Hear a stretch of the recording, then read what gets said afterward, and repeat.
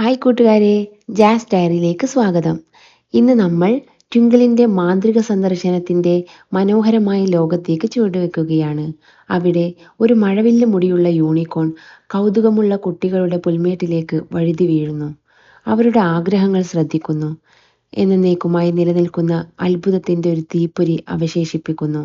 കുട്ടികൾ എന്ത് ആഗ്രഹങ്ങളായിരിക്കും അവളോട് പറഞ്ഞിട്ടുണ്ടാവുക? ഒരു ചെറിയ മാജിക് കുട്ടികളുടെ ദിവസം മുഴുവൻ എങ്ങനെ മാറ്റുന്നുവെന്ന് കണ്ടാലോ? നമുക്ക് കഥയിലേക്ക് പോകാം. ട്വിങ്കിളിന്റെ മാന്ത്രിക സന്ദർശനം.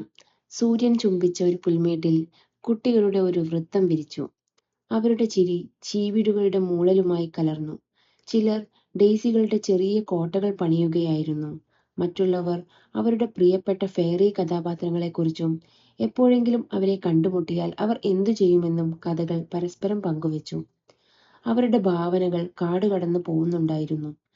ഒരു യൂണിക്കോണിന്റെ പുറകിൽ സഞ്ചരിക്കാൻ എനിക്ക് കഴിഞ്ഞിരുന്നെങ്കിൽ എന്ന് ഞാൻ ആഗ്രഹിക്കുന്നു, ഒരു കൊച്ചു പെൺകുട്ടി പറഞ്ഞു. അവളുടെ കണ്ണുകൾ ആവേശത്താൽ തിളങ്ങുന്നു. 3 ആഗ്രഹങ്ങൾ നിറവേറ്റാൻ ഞാൻ ആവശ്യപ്പെടും, മായ പറഞ്ഞു.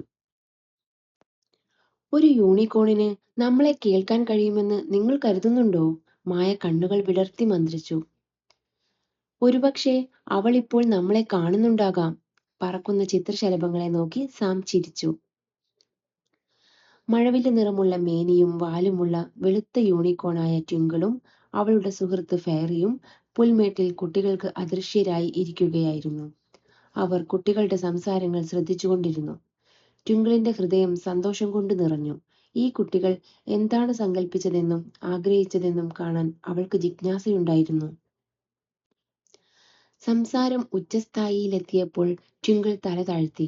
അവളുടെ വർണ്ണക്കൊമ്പുകൊണ്ട് സ്വർണ്ണ വെളിച്ചത്തിൽ ആഞ്ഞടിച്ചു. മൃദുവായ ശ്രുതിമധുരമായ ഒരു ശബ്ദം അന്തരീക്ഷത്തിൽ നിറഞ്ഞു.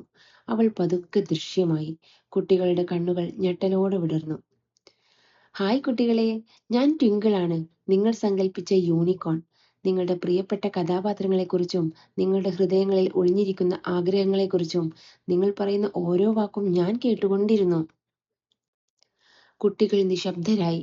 തിളങ്ങുന്ന ജീവിയിൽ കണ്ണുകൾ ഉറപ്പിച്ചു. നീ യഥാർത്ഥത്തിൽ എന്താണ് ആഗ്രഹിക്കുന്നതെന്ന് കേൾക്കാനാണ് ഞാൻ ഇവിടെയുള്ളത്, ട്വിങ്കിൾ തുടർന്നു. അവളുടെ കണ്ണുകൾ ദയയാൽ കറങ്ങുന്നു. നിന്റെ ലോകത്തെ അല്പം പ്രകാശമാനമാക്കുന്ന 3 കാര്യങ്ങൾ എന്തൊക്കെയാണെന്ന് എന്നോട് പറയൂ.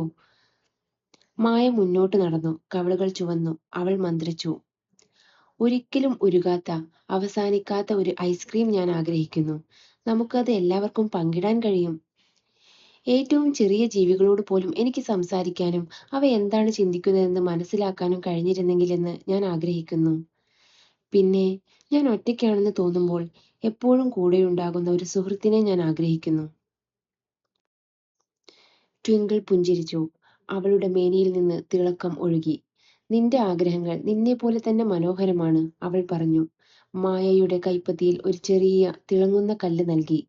ചെറിയ നിമിഷങ്ങളിലെങ്കിലും നിന്റെ സ്വപ്നങ്ങൾ സാക്ഷാത്കരിക്കപ്പെടുമെന്നതിന്റെ ഓർമ്മപ്പെടുത്തലായി ഇത് സൂക്ഷിക്കുക. മറ്റു കുട്ടികൾ ചുറ്റും തിങ്ങി നിറഞ്ഞു. ഓരോരുത്തർക്കും ഒരു ചെറിയ മാന്ത്രിക തീപ്പൊരി ലഭിച്ചു. ഒരു തൂവൽ, ഒരു മഞ്ഞുതുള്ളി, അങ്ങനെ ഓരോന്നും ട്വിങ്കിളിന്റെ വാഗ്ദാനത്തിന്റെ അടയാളമായി മാറി. ചിരി വീണ്ടും പൊട്ടിപ്പുറപ്പെട്ടു. മുമ്പത്തേക്കാൾ ഉച്ചത്തിൽ. പുൽമേട് അത്ഭുതത്താൽ മിടിക്കുന്നത് പോലെ. സൂര്യൻ അസ്തമിക്കാൻ തുടങ്ങിയപ്പോൾ ട്വിങ്കിൾ തല ഉയർത്തി അവസാനമായി പറഞ്ഞു. അവളുടെ ശബ്ദം ഊഷ്മളവും സ്ഥിരതയുമുള്ളതായി. നിങ്ങൾ ഉള്ളിൽ വഹിക്കുന്ന ആഗ്രഹങ്ങൾ ഏത് നക്ഷത്രങ്ങളെക്കാളും തിളങ്ങട്ടെ. നിങ്ങൾ അന്വേഷിക്കുന്ന മാന്ത്രികത നിങ്ങൾ പങ്കിടുന്ന സ്നേഹത്തിൽ ജീവിക്കുന്നുവെന്ന് നിങ്ങൾ എപ്പോഴും ഓർക്കട്ടെ. ആ വാക്കുകളോടെ മഴവില്ലിന്റെ ഒരു ചുഴലിക്കാറ്റിൽ ട്വിങ്കിളും ഫെയറിയും അപ്രത്യക്ഷരായി. ഓരോ കുട്ടിയും അവരുടെ തിളങ്ങുന്ന സമ്മാനം കയ്യിലെടുത്തു. സൗഹൃദം, വിശ്വാസം, പ്രത്യാശ എന്നിവയാണ് എല്ലാറ്റിൻ്റെയും ഏറ്റവും യഥാർത്ഥ മന്ത്രങ്ങൾ എന്ന ഓർമ്മപ്പെടുത്തൽ. സമ്മാനങ്ങൾ പിടിച്ചുകൊണ്ട് ചിരിക്കുന്ന കുട്ടികൾ മാത്രം പുൽമേട്ടിൽ അവശേഷിച്ചു. ഒരു യൂണിക്കോണിന്റെ ക്ഷണികമായ സന്ദർശനത്തിൽ അവളുടെ ഓരോ വാക്കിലും അവരുടെ ഹൃദയം സന്തോഷം അറിഞ്ഞു. Thank you.